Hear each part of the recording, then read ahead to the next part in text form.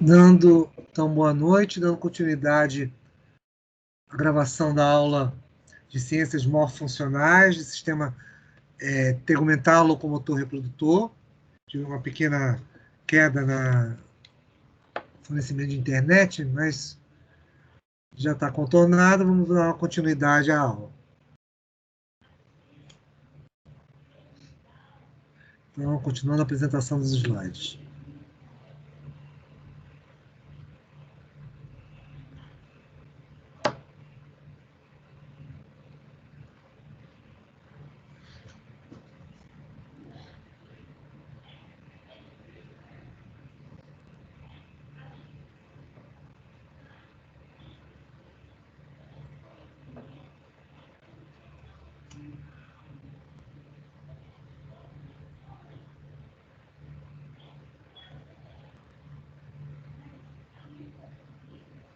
Pronto. Então, vamos lá. Deixa eu só ver aqui o posicionamento que eu estava. Pronto.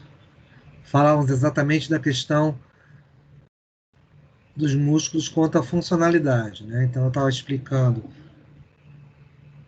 a questão dos chamados agonistas, antagonistas, sinérgicos, né? Sinergistas e fixadores. Agonistas, em função exatamente o quê? Da questão da contratilidade, para que você possa produzir o movimento desejado, e você tem um músculo no qual faz um movimento de contraposição a esse músculo, por isso que eu estava dando exemplo, que exatamente se um contrai, o outro relaxa, então esse é o antagonista. Você tem o sinérgico, né, o sinergista, que ele auxilia, né, ele vai estabilizar exatamente essa força muscular, e ainda tem os fixadores, né, que vão estabilizar, fazer a estabilização quanto à origem do agonista. Então, deixa eu mostrar aqui um pouquinho mais adiante. Pronto, aqui. Você tem, por exemplo, aqui no próprio braço em si, em que você tem a região dos bíceps, né, na parte frontal, exatamente do húmero, e a parte do tríceps na parte posterior. Então, você tem lá o tríceps braquial, que seria o que? O antagonista, e o braquial, o bíceps braquial, que exatamente é o que? O agonista. E ele faz cada um faz uma força oposta, né? Quando você contrai o bíceps, o tríceps vai e relaxa. E você ainda tem um sinérgico, né? Que consegue fazer aumentar essa força, que é exatamente chamado de braquial, que fica aqui um pouco mais anterior. Então, esse seria um bom exemplo em função exatamente dessas funcionalidades dos músculos. Você tem outros movimentos que esses músculos vão auxiliar você, como, por exemplo, o movimento de adução, perdão, em que você fecha o polegar exatamente junto ao indicador, e o abdução, em que você faz exatamente o quê? Uma abertura desse posicionamento. Você consegue estabelecer um giro, né? Inclusive da própria mão em função disso, a extensão e flexão do dedo em virtude disso aí. Aqui, como a gente pode ver em relação às próprias pernas, aqui, na moça aqui em cima, à esquerda, que ela faz um ângulo de 90 graus. Então, você tem aqui o bíceps e o tríceps, exatamente fazendo esses movimentos, um em oposição ao outro. Mesma coisa a questão do braço, né? Tem ele estirado, você fazendo a elevação, e é claro, esse ângulo que você tem aqui de 90 graus. E depois mantendo o estiramento. Temos ainda a questão de localização em relação a eles, né? Por exemplo, a questão da localização em relação à própria cabeça, né, em si, e que você pode permitir que haja alguns movimentos específicos, como mastigar, a questão de você poder mover a questão das expressões faciais, né? Isso é um conjunto dos músculos da cabeça e pescoço. Então, você consegue a expressão facial em função disso aí. Você ainda também pode enrugar a testa em função do frontal, os chamados masséteres, que vão permitir que se movimente a questão das mandíbulas em si. O esternocleidomastoideo, que vai te ajudar exatamente ao quê? A girar, fazer um giro, inclinação da própria cabeça em si. Aqui a gente pode vê-los de melhor maneira, né? O frontal, o temporal, aqui ao lado da cabeça, o orbicular ao redor dos olhos, o masséter, que você encontra exatamente aqui no rosto, né? Em função disso, e o esternocleidomastoide, que está exatamente aqui na altura do pescoço em si. você ainda tem, por exemplo, a questão quanto à localização dos músculos do tórax e do abdômen, tá bom? Você tem alguns que são importantes, inclusive vão permitir a questão da respiração e a posição, a postura que nós temos ereta, que deveria ser anormal, né? Muitas vezes a gente foge, inclusive por esse motivo que nós temos problemas colunares em virtude disso aí, tá bom? Temos ainda, por exemplo, quando você tem a questão do levantamento de peso, você trabalha os peitorais e os deltoides, né? E você ainda tem a questão dos intercostais, também você localiza na questão da caixa torácica, né? Então, com isso, você vai ter um grupo dos principais: o peitoral, o deltoide, intercostal, reto e o transverso do abdômen. Aqui, inclusive, a gente pode vê-los aqui um pouco melhor, né? Em relação à caixa torácica. Aqui o deltoide, você tem exatamente o grande peitoral aqui, pequeno peitoral um pouco mais abaixo. Você tem a chamada aponeurose do reto anterior aqui, nessa região exatamente que é abdominal, e o reto anterior aqui. Então, esse conjunto acaba protegendo o quê? A parte da caixa torácica e o próprio abdômen em si, né? Em função disso aí.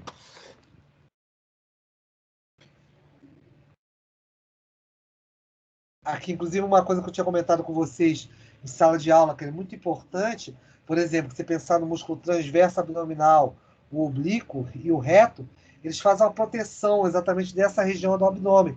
Inclusive a própria coluna. Muitas vezes o indivíduo, por exemplo, fisioterapia, se você pensar certos problemas que você tem, por exemplo, na lombar, locais assim, pode ser corrigido exatamente o quê? Com eventos fisioterápicos. Então, a fisioterapia, ela acaba auxiliando, tá bom? Porque você fazendo um reforço muscular nessa região, você acaba protegendo, inclusive pode favorecer uma redução dessa dor que você possa sentir na região, por exemplo, da região lombar. Se você tiver algum problema, digamos assim, tipo alguma inflamação na região da coluna, em função disso aí, uma lombalgia ou algo do gênero.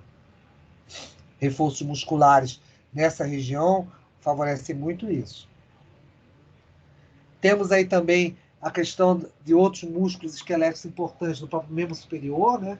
O chamado, deixa eu mostrar aqui na figura, que é mais fácil. Você tem aqui a questão do bíceps, que inclusive eu comentei com vocês ainda agora, né?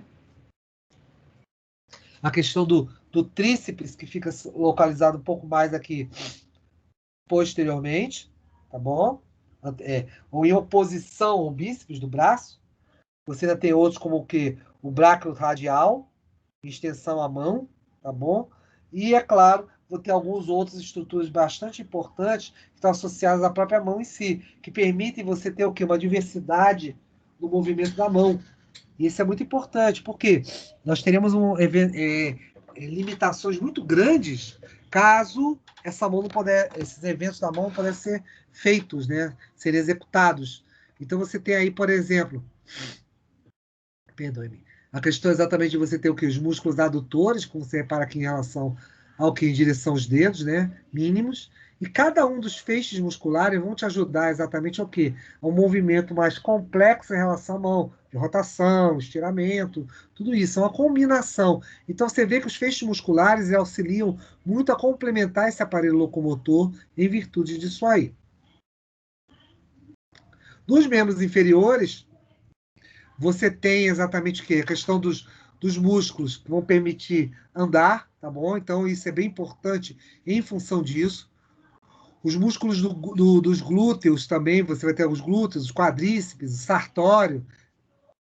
Aqui a gente pode ver exatamente até melhor isso aqui na figura, onde você tem o sólio, é exatamente um músculo que é capaz de você fazer o quê? A flexão plantar.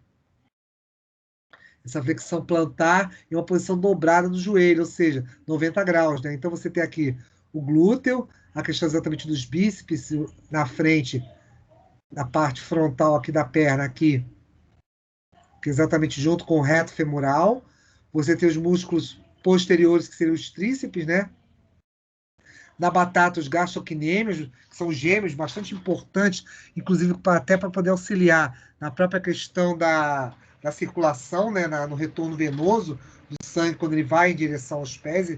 quem pode auxiliar bastante, inclusive, que eles usam essa terminologia, né, do segundo coração. Eu não, vamos dizer assim, não me agrada tanto como professor de fisiologia, mas existe essa citação na questão exatamente que é em literatura, né? Então você tem os gastrocnêmicos com esse papel aí para auxiliar na circulação sanguínea de retorno, né? Para o caso do sangue que retorna para as veias cavas, né? Sangue venoso. Você, quanto à origem e inserção, você tem dois aspectos importantes. Na origem, você exatamente tem o quê? Ele fixa durante a própria contração. Então a extremidade ela vai ser presa no osso e ela não se desloca, esse ponto fixo. Isso é muito importante para você poder fazer os movimentos, né? Senão você não teria. Quando você esticasse o braço, soltaria o teu músculo. Isso não acontece. Ele está bem fixado em função disso aí. E é claro, na inserção, ele vai permitir que haja o quê? Ele vai se deslocar um pouco, permitindo exatamente um apoio móvel em virtude disso. Aqui, inclusive, a gente pode ver melhor isso aqui, ó. Repara, temos inserções próximas ao quê? Aos tendões, tá bom? Tanto bíceps como tríceps, em função disso, ele não se desloca, lembre sempre disso, tá bom? Ele está sempre a extremidade presa no osso, em função disso aí. Você pode ver isso também com o chamado abdutor longo do polegar, né? Tem uma inserção que você tem, que é a base até o primeiro metacarpo, tá bom? Isso vai fazer com que haja exatamente uma movimentação eficiente do polegar. E é claro, com tudo isso, existe uma série de patologias as quais nós podemos comentar. Por exemplo, apesar de você ter o que mais 650 músculos no sistema muscular, cada um deles vai ter papéis específicos, né? Para você poder executá-lo, né? Então, com isso, os movimentos mais variados, andar, sentar, correr, comer, tudo isso depende dos eventos de mobilidade. Então, você vai ter exatamente uma lista muito longa, bem interessante em função disso aí. Só um minutinho, meninos, deixa eu só verificar se continuamos sem... Eu não sei se é...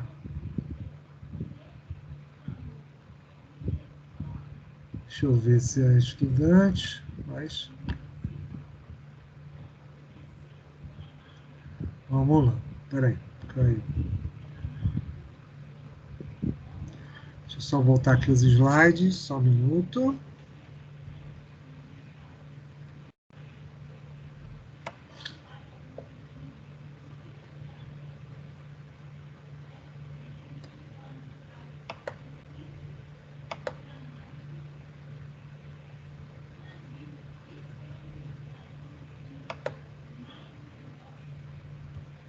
Só um minutinho.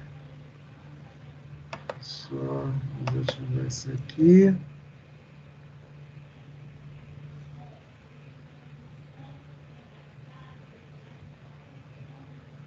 Pronto. Então, deixa eu voltar a falar das patologias. Bem, tem algumas patologias que são importantes para a gente poder citar, né? Como, por exemplo, a distrofia muscular. A distrofia muscular é uma patologia genética, tá? Então, ela é importante exatamente para você poder fazer o quê? A questão que ela executa, tá bom? Retira uma série de movimentos. Isso é progressivo, porque há um enfraquecimento por parte dos feixes musculares. E vai havendo uma perda de mobilidade com o passar do tempo. E o indivíduo ele não consegue fazer ter coordenação motora. Isso é totalmente causado por eventos genéticos, tá? E não se tem uma causa, vamos dizer, específica para isso, tá bom?